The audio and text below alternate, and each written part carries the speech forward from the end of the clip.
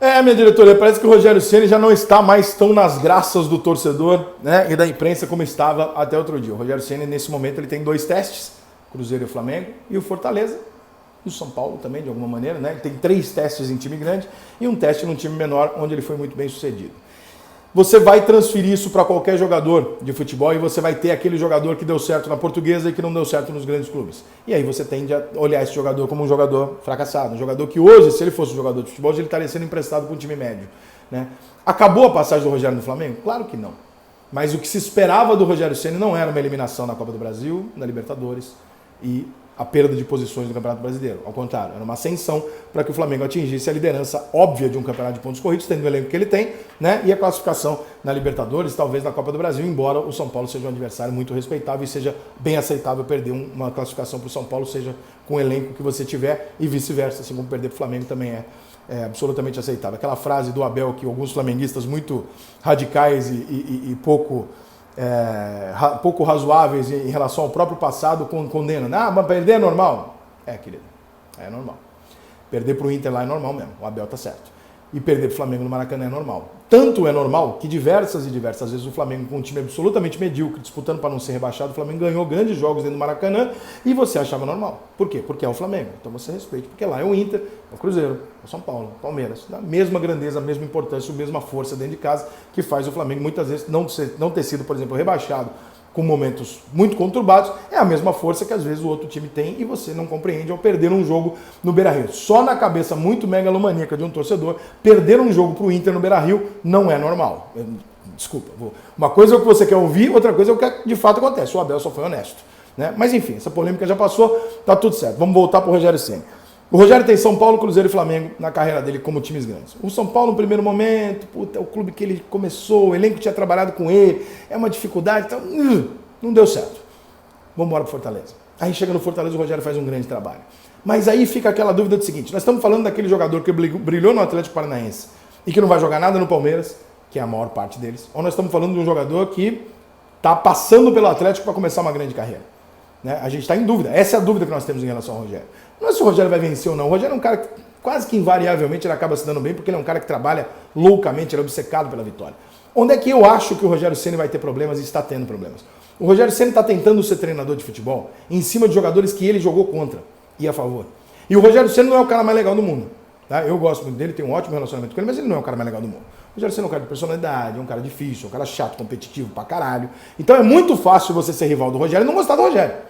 Né? A gente sabe que no futebol tem um monte de gente que não gosta do Rogério Ceni, porque ele é um cara, ele era o líder do São Paulo. Ele ganhou o campeonato, ele peitou, ele brigou, ele deu a opinião dele. Então, evidentemente, ele tem uma série de desafetos. Além dele ter uma série de desafetos velados, e são pequenos, não é nenhuma briga, né? Tipo Júnior Baiano e Antônio Carlos, não é isso.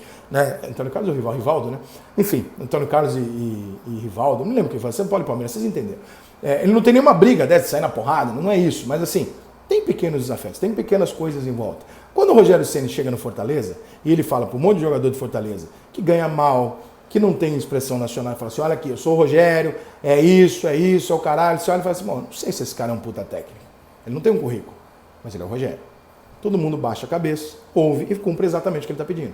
Quando você chega no Cruzeiro e no Flamengo, e pega um monte de medalhão que ganhou mais dinheiro que você na vida, porque foram jogar fora, e você vai em cima dos caras, no mesmo tom, esses caras ouvem uma vez, na segunda, um olha para a cara do outro e fala, ô, capitão, vocês viram a entrevista que o Thiago Neves deu aqui? Eu já sabia da história, por isso que eu perguntei para ele, que o Rogério chegou num tom muito arrogante, na concepção dos jogadores do Cruzeiro, isso não foi só o Thiago Neves, os outros jogadores do Cruzeiro já tinham dito isso para mim, por isso que eu sabia, e que os jogadores falaram, meu irmão, aqui não, aqui você está falando com pelo menos 4 ou 5 jogadores que ganharam durante a carreira mais salário do que você, são mais ricos do que você, são maiores do que você nesse sentido. E aí o Rogério, claro, quer se validar, evidentemente, por toda a história dele no futebol, mas no cargo de treinador, o Rogério não tem ainda esse currículo por trás para chegar e pá, né? Ele precisa conquistar isso. E o Rogério não é exatamente a pessoa mais simpática, mais paizão do mundo para fazer isso. Se o jogador de futebol está acostumado, por exemplo, com o Jorge Jesus, que é um cara que é duro, que briga, mas que te beija, que vai lá e te abraça, que vai lá e chama de filho, que não. O Rogério não é esse cara. O Rogério nunca foi esse cara. Toda vez que eu convivi com o Rogério é um profissional exemplar, só que ele é profissional. O Rogério não é fofo, o Rogério não é psicólogo, o Rogério é um cara profissional. Ele entra, trabalha e sai. O Rogério entra, chega cedo, trabalha. Do jeito que, em tese, o Rogério, por exemplo, seria um alemão maravilhoso. Só que quando você chega num Flamengo, num Cruzeiro em crise, com salário atrasado, num Flamengo conturbado com pressão, você precisa, às vezes, um pouco mais do que ter uma ideia de jogo.